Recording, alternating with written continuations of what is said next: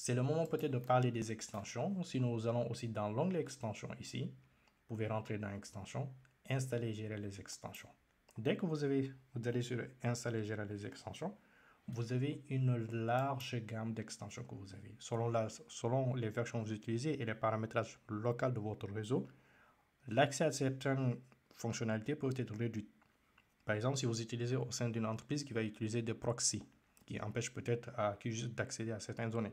Dans ce cas-là, vous n'aurez pas le même nombre de plugins que moi je n'ai en ce moment-là. Donc ici, vous voyez, au moment où nous utilisons cette vidéo, nous sommes à 1236 plugins que vous avez. Les plugins, c'est quoi?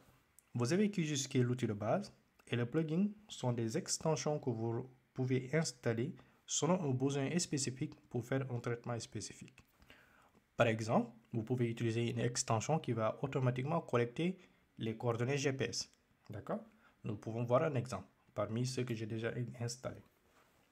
Imaginons, par exemple, vous souhaitez rechercher localisation. D'accord? Dans ce cas-là, vous pouvez rechercher et installer cet outil, Lat Long Tool. Qu'est-ce qu'il va faire? Il va essayer déjà, vous avez ici une description de ce que l'outil fait, et après, vous avez plus de détails de ce que vous pouvez faire. Si vous trouvez une extension qui correspond à votre besoin, il suffit juste de cliquer sur l'extension en particulier et venir en bas, cliquer sur installer l'extension. Si vous n'avez plus besoin de l'extension ou si l'extension pose quelques dégâts, vous pouvez venir désinstaller l'extension en suivant le même processus. Et là, vous avez toutes les extensions non installées que vous avez, d'accord, que vous pouvez retrouver ici. Ici, vous avez ceux qui sont déjà installés. Et ici, vous avez les nouvelles extensions que vous avez. Et voici la liste de nouvelles extensions que vous pouvez travailler, essayer, peut-être qu'ils ne sont pas encore testés et validés.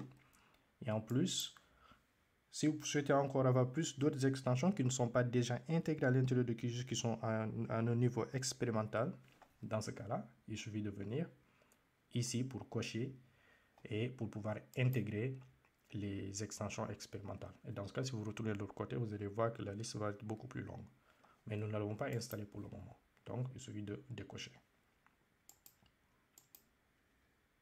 Un autre paramétrage, par exemple, qui peut être intéressant, c'est-à-dire la mise à jour des extensions au niveau du démarrage de votre outil, ce qui va permettre déjà de maintenir votre système QGIS à jour, qui va à chaque fois mettre à jour pour revérifier les extensions qui ont été déjà mises à jour pour pouvoir les installer dans votre outil. D'accord?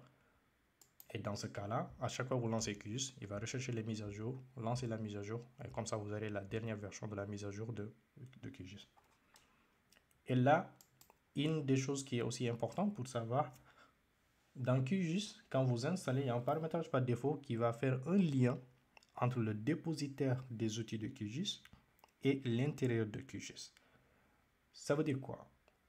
Ici, vous, par exemple, vous pouvez installer un plugin en allant sur QGIS dépôt, télécharger le QGIS au format zip pour pouvoir venir ici, rechercher, installer le plugin. Ce travail peut être un peu fastidieux ou perdre du temps. Et dans ce cas-là, c'est ce qui a permis le paramétrage de ce lien, par exemple, qui va faire le lien directement avec tout le repositoire de QGIS, avec toutes les extensions disponibles, qui va permettre la connexion ici, et ce qui va permettre, dès que vous arrivez là, vous pouvez directement rechercher le nom de l'extension, cliquer sur installer, et dans ce cas-là, vous installez l'extension en particulier. Et donc, tant que ce lien fonctionne, vous aurez cette icône en vert. Et si vous l'avez en rouge, ce qui veut dire que vous n'avez pas accès à tout le repository de QGIS pour pouvoir accéder aux extensions.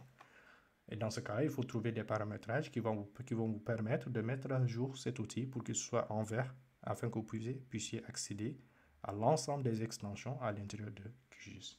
N'hésitez pas parfois à faire une recherche de dépôt qui va en quelque sorte mise à jour, lancer une mise à jour pour actualiser le centre des dépôts.